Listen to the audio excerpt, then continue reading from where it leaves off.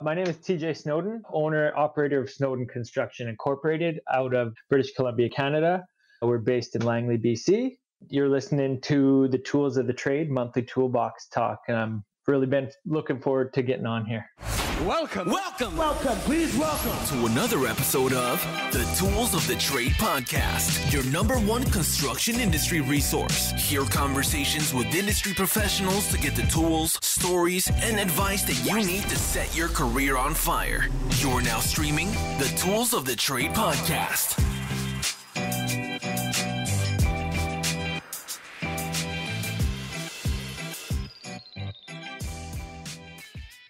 Hey everyone, before I introduce today's guest of the Tools of the Trade monthly toolbox talk, here is a quick message from our presenting partner, the Canadian Apprenticeship Forum.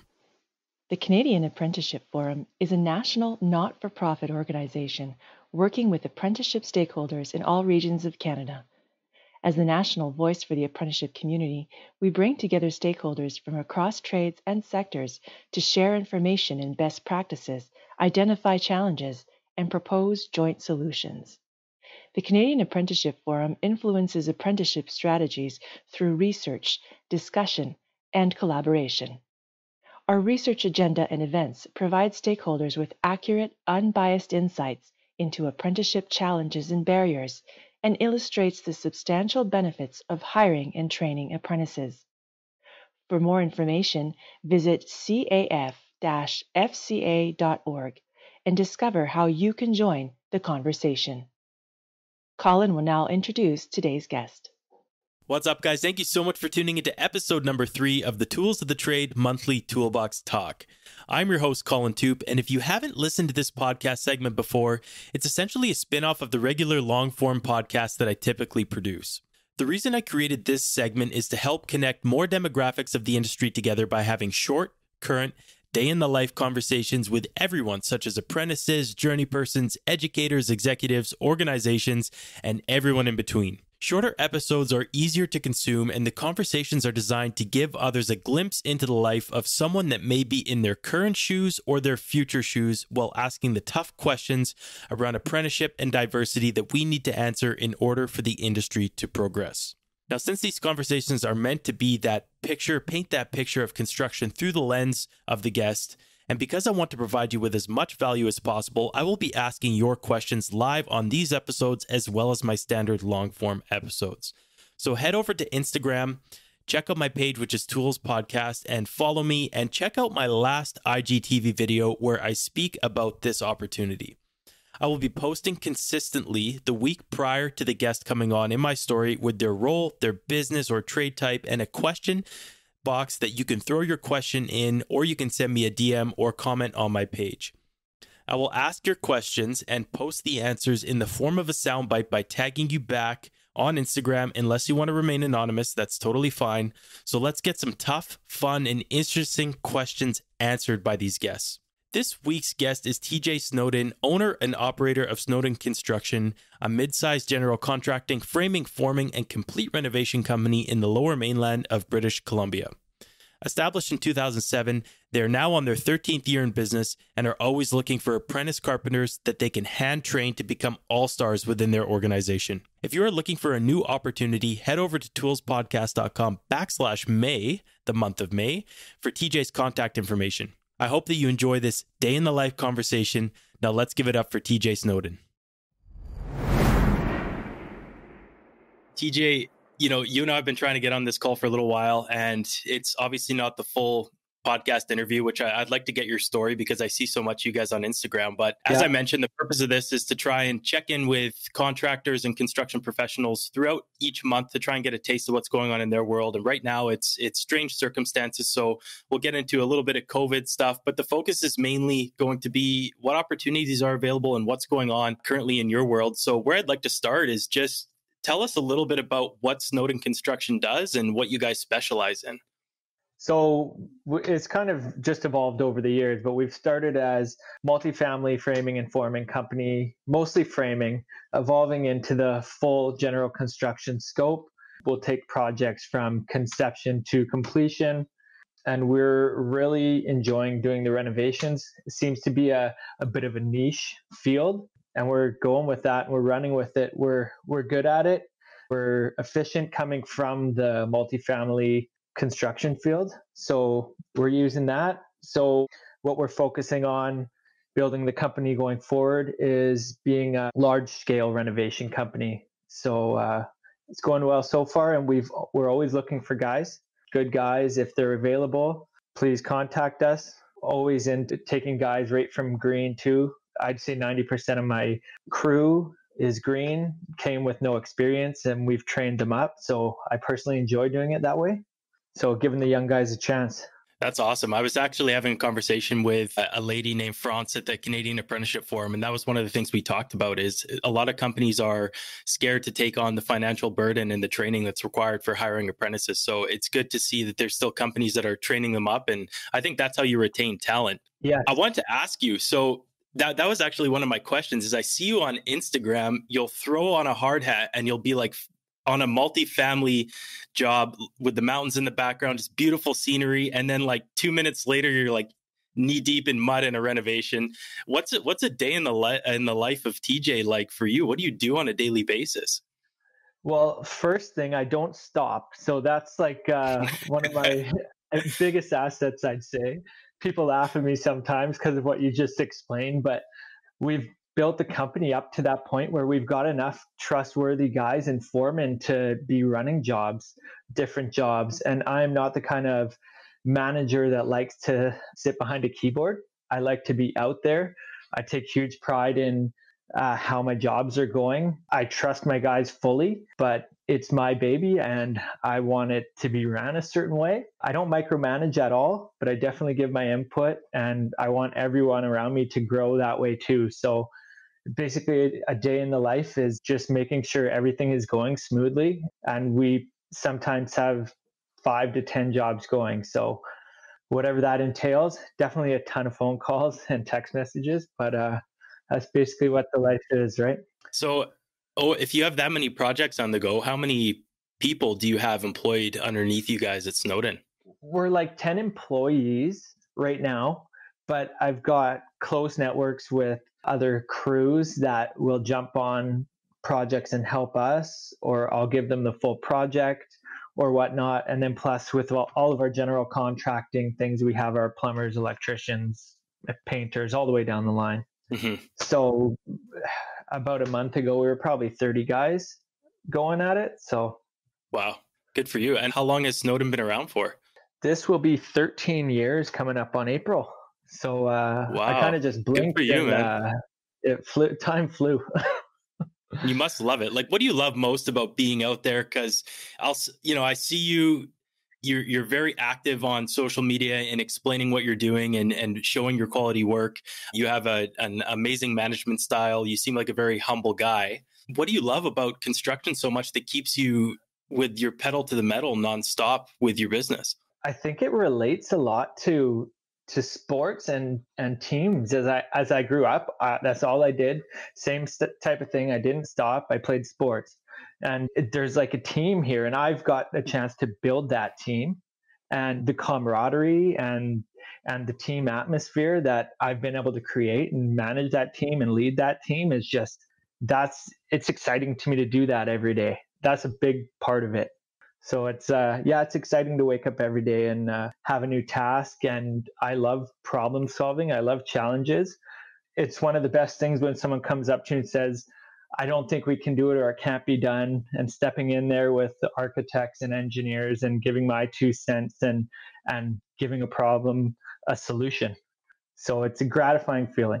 Yeah, that's awesome. So you're clearly passionate, and there's obviously a ton of things that can cause stress in a construction business. And right now, obviously, it's March 25th, and we're dealing with COVID-19, and it's not a topic that I want to spend too much time on because it seems to be at the forefront of everybody's mind, and it's kind of a negative subject. But it's difficult for us contractors because you've got managers that are able to work from home, which have been mandated to in a lot of companies. And then where my thought process has always gone in relation to what's going on right now is what are the smaller contractors doing? Because they don't really have a choice. You guys have a well-established business that's been around for 13 years. So you have projects and people to keep busy, but there's a lot of smaller shops that are just getting started or may potentially not make it through this period, which is unfortunate. But what are you guys putting in place in terms of safety? How has business changed since we've started to ramp up the shutdowns and government regulations? We've just really focused on keeping crew sizes really small. I'm keeping my workforces down to 2 guys. We've mandated that everybody wears gloves. I know it doesn't help keep the germs away, but it does help from you touching your face or putting your hands near your face if you've got gloves on, we figure. Hygiene is huge. I'm asking my employees to go nowhere but home and work. I personally haven't gone to a coffee shop or drive-through or anything like that in like 3 weeks now. So we're trying to make contact very minimal between everyone and obviously keep our distance and do all the proper things that the government's asking. Mm-hmm. So we're able to do that. We're doing a bunch of exterior work right now. The guys are more than 2 meters away most of the time. So we feel like we're safe. And like you mentioned, with these small businesses just starting up, they might have an issue going through this. So I feel that if we're able to be at work in a safe environment, it's our job in part to keep doing that, to keep the economy going a little bit. Yeah, absolutely. So it's a bit unsure. So we're kind of just going with the information we're given and doing what we're asked by the government, and definitely staying safe and being overly precautious, if anything. Yeah. Have you had many questions from homeowners or people on your projects that you're involved in, such as subtrades and stuff like that? Has there been a lot of concern from their side of things, or have you been able to let them know ahead of time, here's what we're doing, and kind of keep their mind at ease? Yeah, communication is huge, especially with my subtrades, and we talk about it. If I call to schedule a job, I make it clear to them that they're the only one that's going to be on site. I go over the rules. Yeah, we've definitely put in rules for everybody that's on site. And I'm having only one trade in unoccupied houses. There's a few projects we're on that the homeowners are living in it. At this point, we've called a stop to those jobs. I just don't feel safe being in clients' houses in their space right now. Yeah, it makes sense. Right. So that's just what we're doing. Yeah, we're kind of feeling it out as we go, but keeping safe. Yeah, that's good to hear. I'm glad that you guys are managing to stay afloat and keep your business going and keep everybody safe and healthy. That's awesome to hear. I love those types of stories for sure. Now, in regards to the construction industry, we've touched on it with apprentices, but part of the reason why I started this podcast was to help change the optics and solve some of the issues that we constantly face on a daily basis being in the industry, whether it's the optics issue with blue collar work or apprentices not wanting to fill the pipeline because they'd rather take other jobs. In your opinion, what do you think is something in the construction industry that we could do better as a community, or something that you think needs to change? I think it's just a perspective that people are looking at us. And something that I'm going to take as a huge positive from this whole COVID-19 thing is that we've been deemed an essential service. So I think that does something really good just for the boost of morale in the industry. Like when I was in high school, it wasn't a thing where, okay, you want to be a trade, then go at it, go hard. It was more of like, okay, if you don't make it through university, maybe you could be a tradesman. It wasn't looked at as a first career in my eyes. And things like this, the industry's come a long way in the last decade, but this essential service thing is a huge boost in morale, in my opinion, for people to be proud of what they're doing. No kidding. I never thought of it that way. That's interesting. And that's something I'd like to definitely publish and bring to more people's attention, because everybody thinks, oh, what do you mean construction is an essential service? We want to stay home and stay safe. But if you look at it in the positive light, you're right. Like we are the backbone of the economy, and they know what the ramifications will be if they shut down job sites. And that's exactly it. Yeah. That's crazy. I never thought of it that way. It's keeping the economy afloat. If we're done, no one's buying gas, no one's buying lumber. These are two gigantic commodities, right? So No kidding. I think that's a big part of it. So yeah, we we just need more respect from the white collar people and everybody else, right? We're doing a job, and some of us could be rough around the edges, but sometimes it takes a rough guy that's willing to, or rough guy or girl, I should say, to get in there and get the boots on the ground, so to speak, right? Yeah, absolutely, man, for sure. Now, obviously in construction, there's so many shenanigans that happen on site. Well, just being in the construction atmosphere can be so much fun, and it doesn't matter what part of the construction industry you're in, there's always a good story that has come out of it. And I'm hoping that you can give us a good story from your maybe 13 years at Snowdon, or any time in your career that sticks out in your head that people may get a laugh at or find entertaining. You got something for us? Well, I've got something that kind of ties into everything we're talking about with how I like to hire guys as green guys. It's maybe more inspirational than anything, but yeah, go for it. I met this guy down in Las Vegas when we were at the Builder Show this year. His name's Matt Pinella, and he's pretty big influencer on Instagram. So he's given some tools, tool belts, he's given stuff. So he's decided, rather than going and selling all these extra tool belts and tools online, that he'd go take them to a trade school and hand them out to guys to get their start with like a nice setup on a brand new top of the line tool belt. So I thought that was an awesome story. He actually just posted about it a few weeks back on his page. So I thought that was really inspirational, and what he's trying to do and supporting the youth is like his big thing. It's and to go further on that topic, another guy who I've been talking to quite a bit, he's a guy who runs Builders of Insta account, and they've got a really large following. And he actually told me that it was 40% of the construction industry will retire in the next 10 years. That's gigantic. And that just made me realize how much we do need to invest in that youth. Oh yeah. Nearly half the trades pool will be gone in a decade. So it's very important. Another thing to build on that was a stat that I'd posted on social media probably about a month and a half ago, and that is that there's been a 30% decline in enrollment in skilled trades since 2013 for youth between the ages of 18 and 26. So this conversation I've been having with a few other people is, you've got 40% of the population is leaving, and the pipeline is drying out as well. Yeah. So you're getting affected from both sides. There's not enough people to fulfill the jobs and not enough people coming into the trade. So, and more jobs are starting too.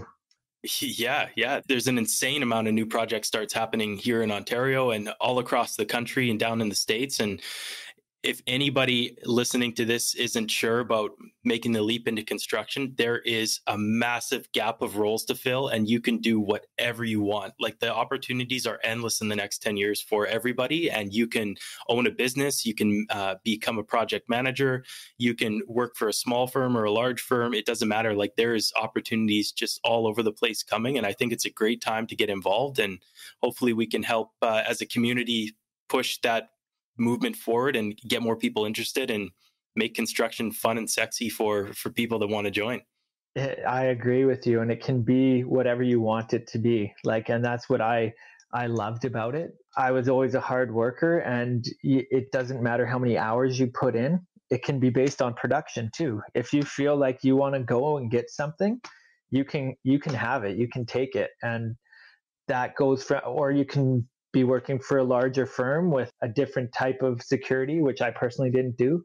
I got into the industry in a smaller firm and made quick advancements, and then got helped out into working on my own from my old boss. So it can come full circle that way, and you can do with it what you want. But there's huge opportunities in the trade for everyone. Anyone who wants to work, you don't even have to put boots on and go out there. There's guys that can go straight into project managing. There's a place for so many people, and we're going to need it. We're going to need the help. Yeah. Well, I'd love to get the full story and dive a little bit deeper on a lot of this stuff, but thank you so much for participating in this Toolbox Talk and letting us know where you guys are at, in 2020, March heading into April. There's so much going on in the world, but I'm glad to see that there's companies like yourself and owners like yourself that are managing to put a positive spin on it and keep the morale high and, have a good perspective on what's happening. And like you mentioned, I just want to repeat it. This is a huge boost for morale because construction is the backbone of being deemed essential. We all need to think about that for a second and really let it set in and, ponder about what it means to us as contractors, as construction professionals. And I'm glad to see the passion, man. And thanks so much for sharing your story and everything that's going on in your world right now. Definitely. Thanks for having me on. I appreciate it. Anytime. That's a wrap. That's a wrap, everybody. Thank you for tuning into this episode of the Tools of the Trade podcast. Don't forget to hit that subscribe button and leave us a 5-star review. For show notes, blog posts, resources, and access to our newsletter, check out toolspodcast.com.